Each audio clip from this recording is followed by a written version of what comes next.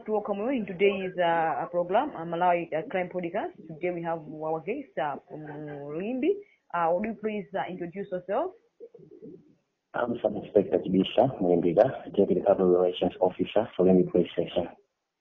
You are most welcome in today's program, Mr. Mlimbika. Thanks a lot. In today's program, we are going to discuss the offense of housebreaking. And before we proceed, is it possible that you can explain to us what the breaking offense is about? All right. So housebreaking is an offense which is felonious in nature, and housebreaking involves the unlawful entry into someone else's building or a dwelling house with an intention to commit a felony therein or without. Thank you very much. What are the most common methods used by the housebreakers to gain the entry?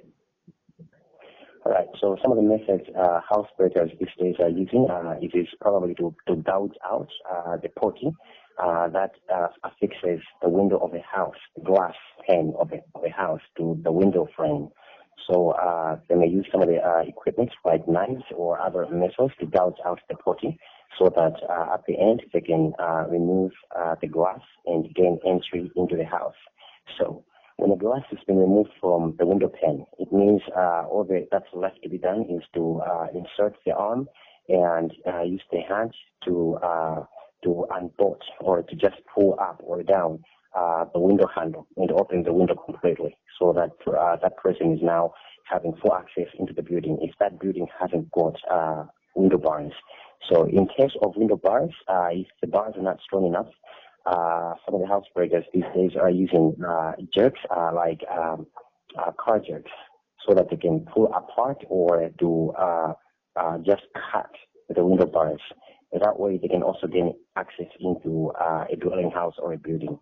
And we have also encountered a very peculiar method where housebreakers are using to enter to gain access into a building or a dwelling house by roof cutting. So in this one, people are using ladders to get on top of the roof. Mostly this one is applying to shops and buildings like warehouses. So they use equipment to cut the roof of the house. And when that is done, the house also has a ceiling inside, so they just bulge it from up there, so they gain access into a building and commit whatever felony they wanted to commit inside that dwelling house or building. Thank you very much. How serious is the offense of housebreaking? The offense of housebreaking is very serious. The penal code dictates a maximum of life imprisonment. But according to Justice Mwangu, in reference to Chizumula versus Republic, the standard rules for the penalty in penal code now is about 6 years and above, based on aggravating or mitigating factors pertaining to the case of housebreaking when you're trying to prove it in court beyond reasonable doubt. So we have to say here that housebreaking as an offense is a felonious offense and is attracting a maximum of life imprisonment. Okay. How can one distinguish between housebreaking offense and the burglary? Burglary and housebreaking are distinguished mostly by time. So it is burglary when the offense has been committed at half past 6 p.m. All the way up to 6:30 in the morning. So it becomes housebreaking when it's been committed at around 6:30 in the morning and 6:30 in the evening. And also housebreaking, some of the times it does not involve a criminal intention to get into a house with a criminal offense. Sometimes there is not such element. But burglary always has an intent of criminal, which is pushing the offense. Okay. What the challenges you encountered when you are investigating such offenses as the law enforcers?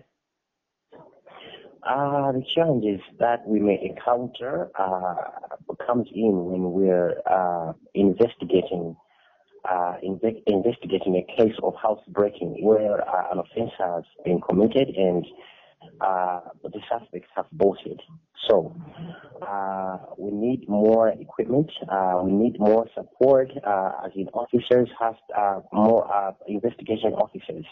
We need more investigating officers to be trained in this field of forensic studies, which offers more expertise and more equipment, which are some of the best equipment that enable a thorough investigation to be achieved.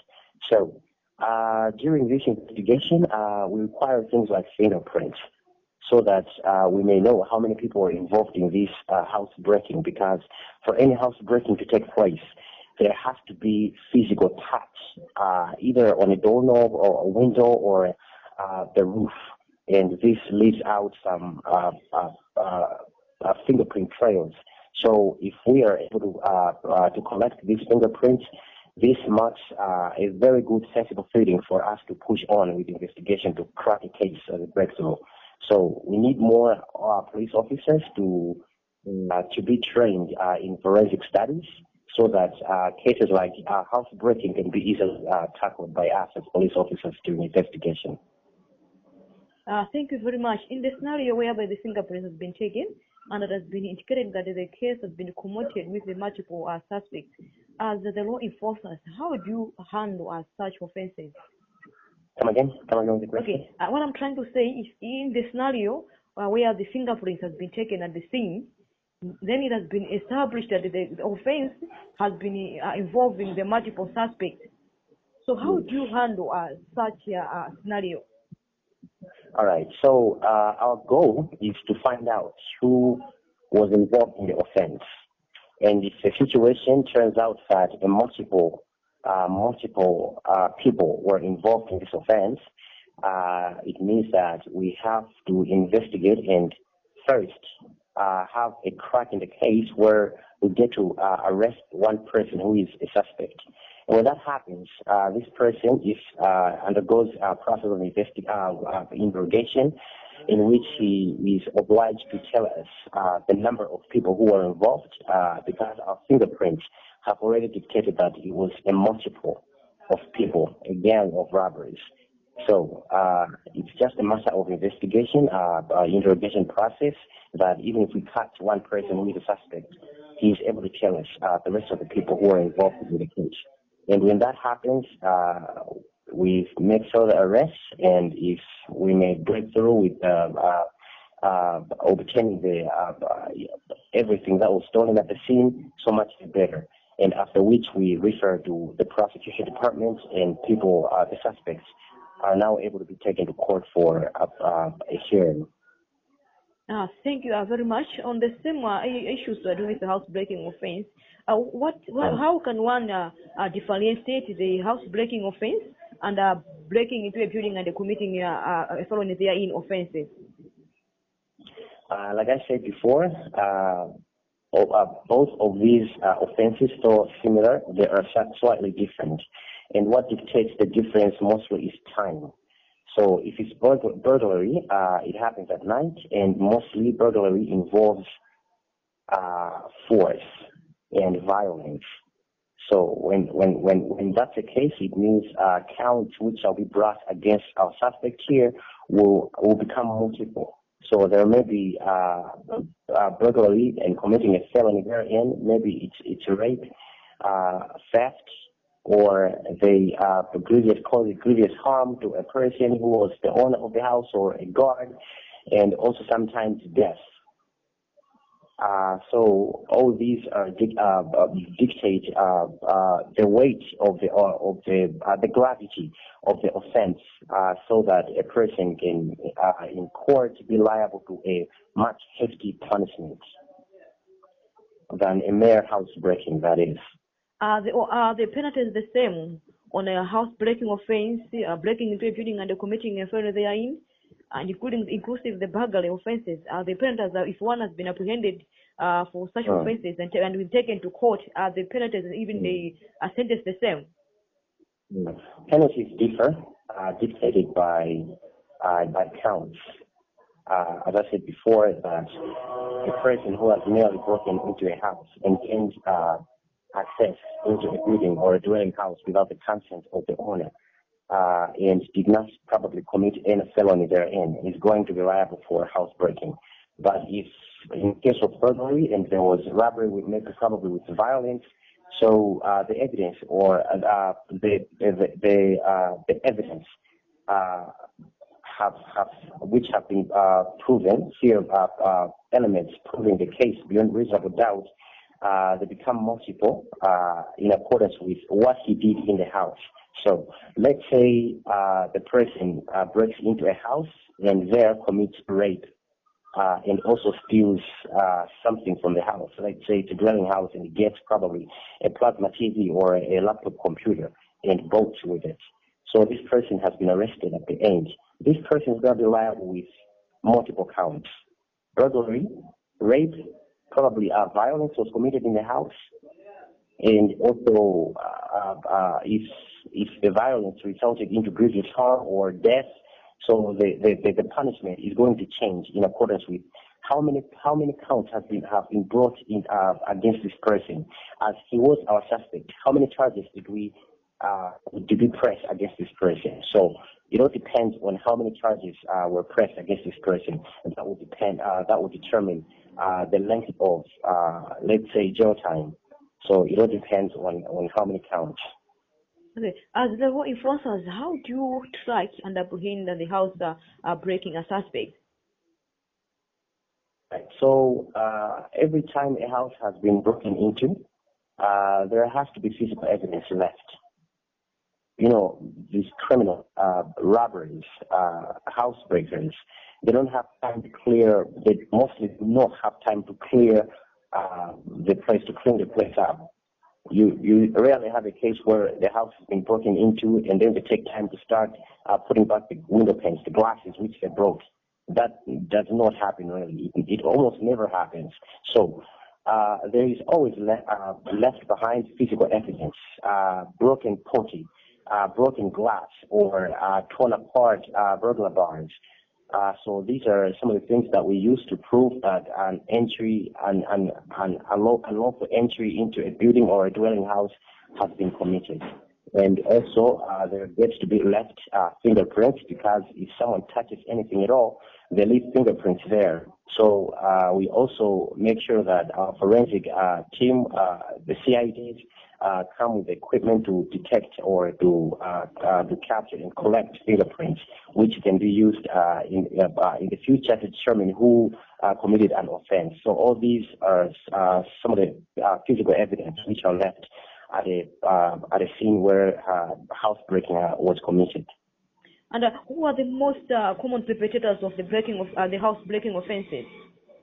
Come again? Who are the most common perpetrators of the house breaking offences, and why?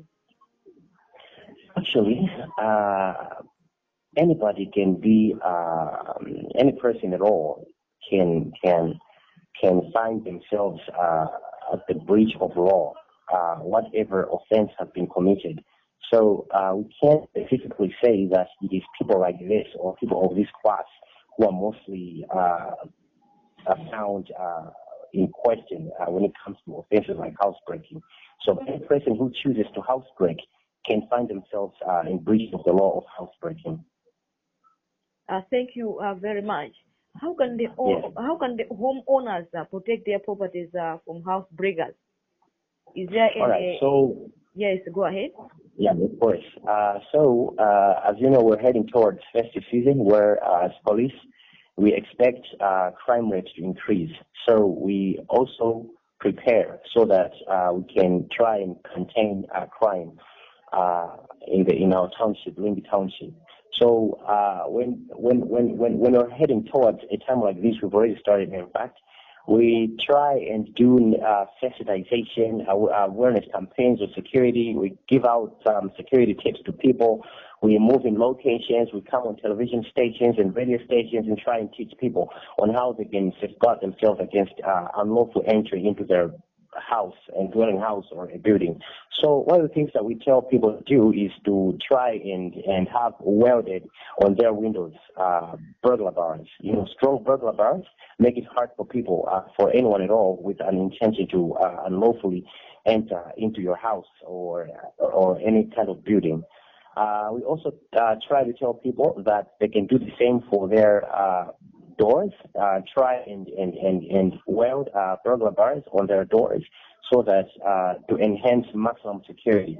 You know, some of the houses have pick locks, locks which can easily get picked, which can easily get picked or broken by a metal, unlike rim locks, which are kind of different and harder. So we actually tell people to use rim locks, which are proper and strong, so that they can safeguard themselves against housebreakers and make it harder for housebreakers to succeed entering into their houses. We also advise people to make sure that they have some good neighborhood watch around their community. So it's a concept of neighbors watching neighbors. So you have to make sure leave your house and you're leaving your house. You do not leave your house unattended. Leave someone at the house, or tell your neighbor that you're going somewhere so they can keep an eye out for you on your house. Yeah, so we issue out security tips like this so that people can get secured against housebreakers. Thank you very much. As the law enforcers, how do you protect the witnesses of housebreaking? The witnesses of housebreaking. During the court proceeding, I mean. All right, so our witnesses, our whistleblowers, our sources are always protected. You know, police work is all about investigation when crime is concerned. And we work with the community, you know, the police and Abariatu concept. It is for us to work with, it is for us to make it easier for us to work with the community. So we do realize that police on its own, we cannot properly, or I should say, much with ease, try and crack cases, because some of the crimes happen where there is no police patrol. Let's say further inside the Bangui area where there is no police patrol at all. So it is the people who may witness any form of crime which has happened. So we do investigation with the people, and people get to throw in suggestion boxes, tipping us about their neighbors who are suspicious, or anyone at all who had witnessed someone commit a crime, let's say housebreaking. So they get to tell us this, and we do value our whistleblowers. So it is our responsibility to take to issue maximum security to anyone at all who has given us a tip about an offense which was committed at any place at all. So our sources are always protected with maximum confidence, and we try and keep these people not known at all. Maybe there are some other sources outside there. They have the passion to come in and report the perpetrators of the house are breaking offenses, and maybe they are afraid to come and report such issues to police. Is there any advice or assurance that you can give to such people? Exactly. We urge people to report to the nearest police station any form of offense at all, whether it's criminal in nature or it's a misdemeanor or any other form or source of human rights violations. We urge people to report all these to their nearest police station so that we can get a much better what we call rapid response to try and serve the people better. You know, our job is to protect people's lives and property. So if we can achieve a much quicker reaction to a scene at all, it means we are going to save lives. You know, some of these crimes are violent in nature, and some of the criminals are habitual criminals, so they don't stop. They keep doing this over and over again. So we really urge people to report anything at all, even if they have been beat wife and the neighbor notices that this happened at the neighbor's place. We urge people to always please report anything at all which is criminal in nature, or it's a misdemeanor, but someone else's rights have been violated. Report anything at all to any police station which is on your location. Thank you very much. Apart from doing the awareness campaigns, on issues to do with the breaking offences. Is there anything that you are doing on the ground to curb the malpractices of housebreaking in Blantyre? Yes. We have what we call at Limby Police Station, we have what we call My Zone, My Zone initiative. So we have our partnership, a good partnership with TNM and soon Airtel, who have generously given us codes so that people can freely report crime to Limby Police Station. So we have divided Limby into 6 zones.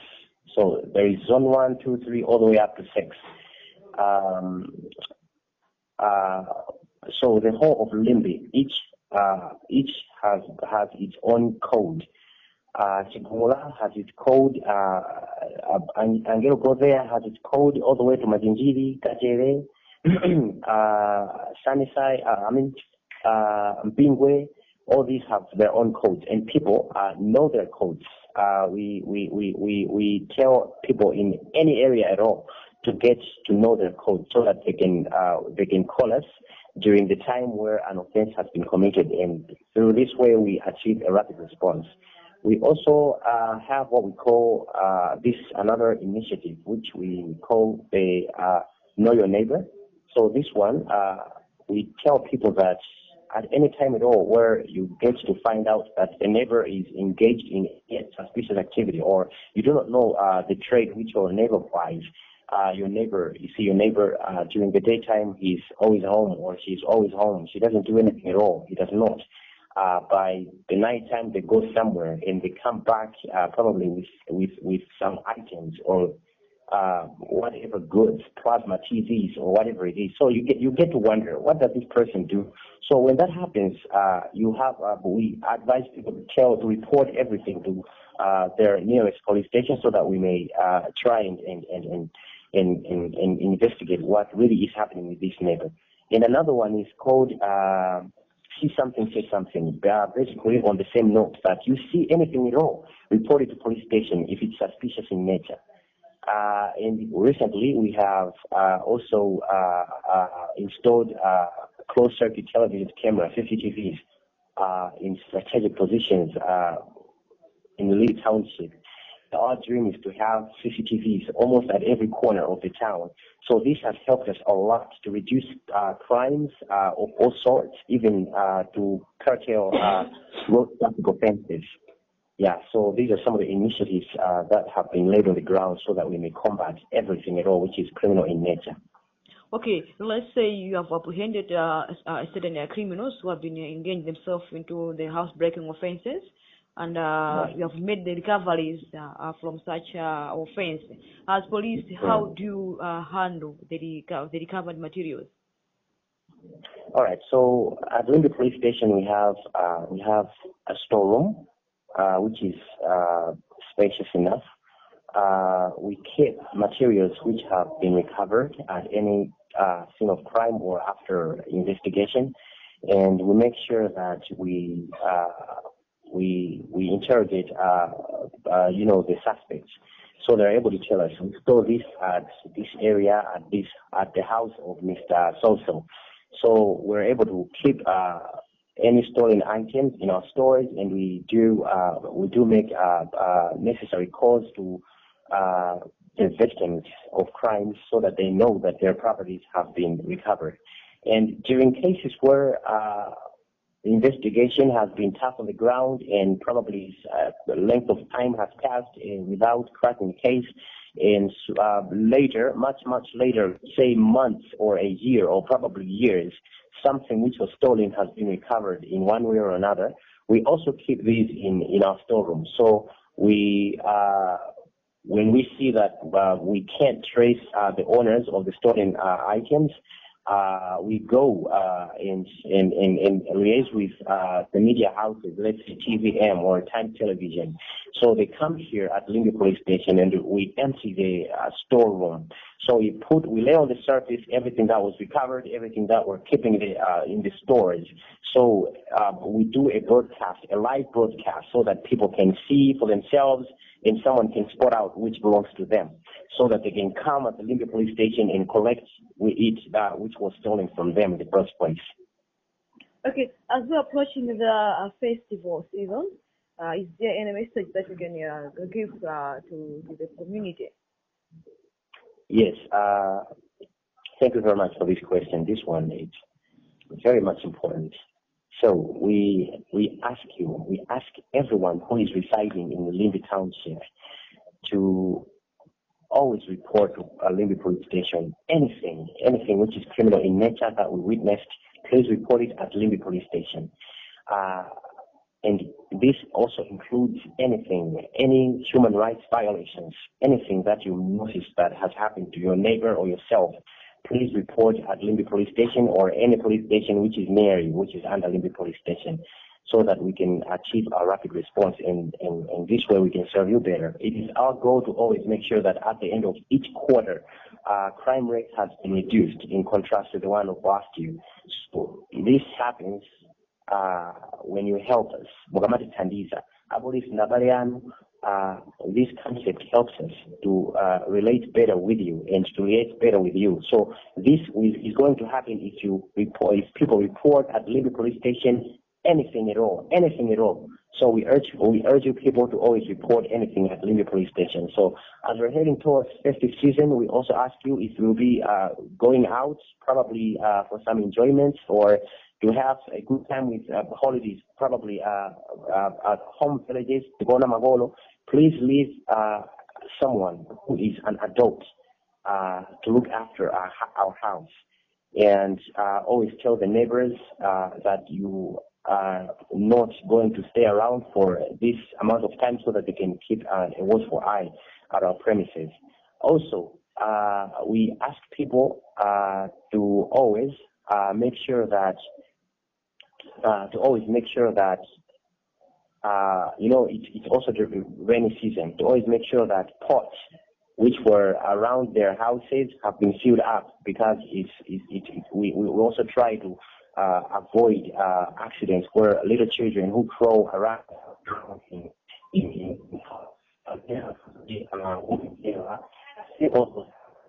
towards the rainy season, so that we can reduce and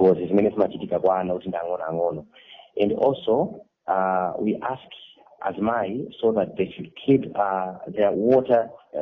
The rainy season, some of the women get to gather water on their drains, because water is coming straight from the iron sheet and into the drains. So they put their pots there, the dishes there, to collect water.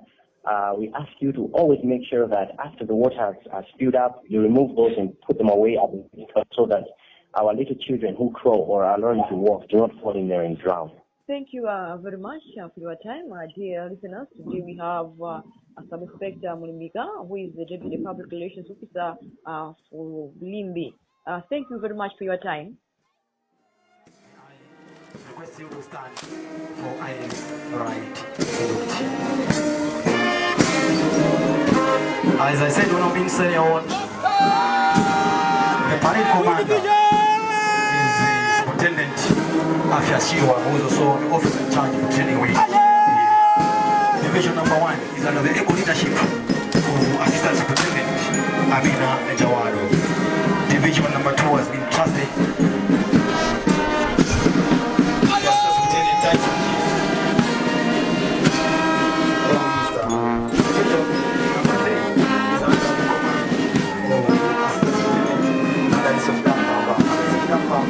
is also the officer in charge for ground here at his division number 4 is under the leadership of Inspector Jaiswani.